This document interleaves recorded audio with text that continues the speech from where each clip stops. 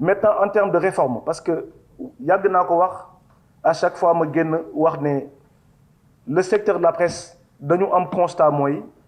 c'est un secteur qui n'a jamais été protégé par l'État du Sénégal parce que suñu gisee li ma xam ne moom laa expliqué fii yépp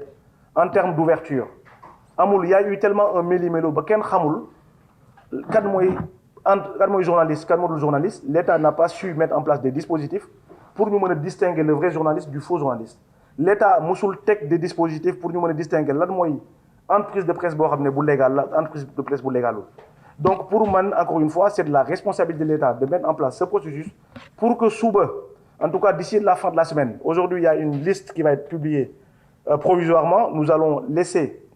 la possibilité ñi nga xam ne dañu war a rattraper wu d'ici la fin de la semaine pour qu'ils puissent se conformer ñi ci des encore une fois il faut que la loi puisse s'appliquer à eux sur les réformes d'abord dans le cadre juridique comme ni ngeen ko xamee j'ai reçu les conclusions des assises de la presse bi nga xam ne secteur média bi ñoom ñoo dajal woon pour def ko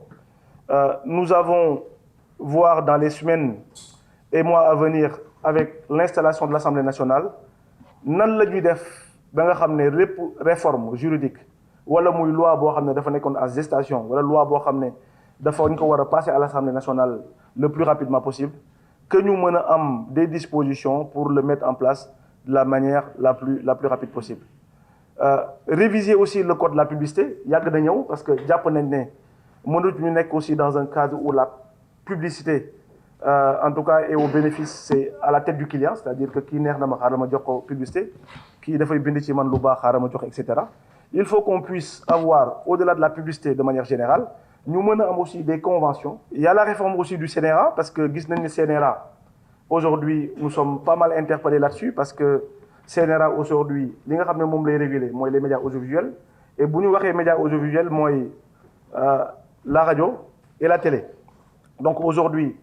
xam nañ ne avec l'avènement des nouvelles technologies de l'information et de la communication on reçoit plus même d'infos ou de pubs sur les médias sociaux que sur les radios classiques. Donc ça aussi, il y a des réformes à apporter assez rapidement pour que l'État du Sénégal, à travers ses démembrements, surtout le CNRA, nous menons un cadre réglementaire qui va permettre à ce que képp koo xam ne da ngay distiller en tout cas des messages que moo xam support bu mu mënti doon que la loi puisse être en tout cas ñu mën a am loi boo xam ne dina mën a couvrir en tout cas toutes ces activités.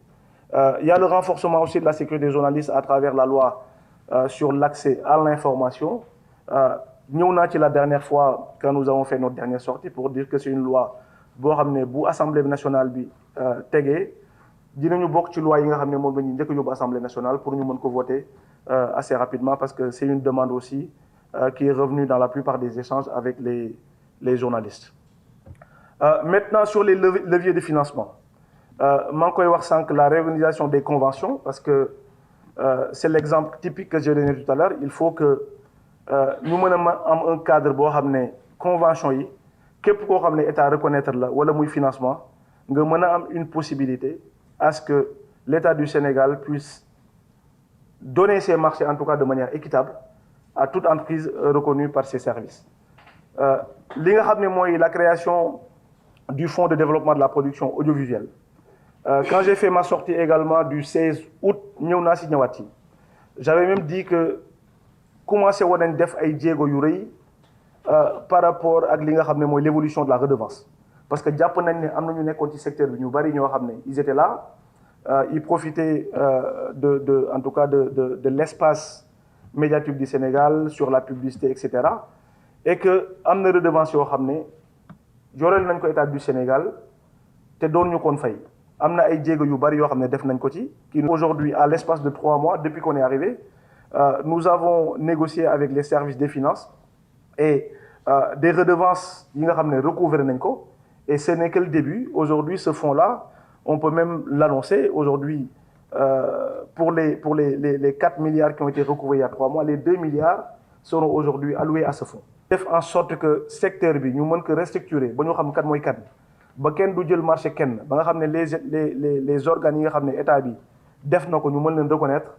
nous avons la possibilité ensemble dem xool encore une fois lépp bi nga xam ne niche am na ko ci le secteur des médias qu'on puisse recouvrer énormément de milliards qui va permettre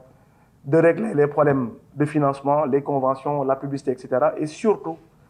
encore une fois, cette problématique de précarité, bi nga xam ne journalistes yi ñu ngi ko jànkonteel, surtout les jeunes reporters. Parce que bu ñu wootee fajar, encore une fois, je ne veux même pas rentrer dans ces détails-là, mais je pars du principe que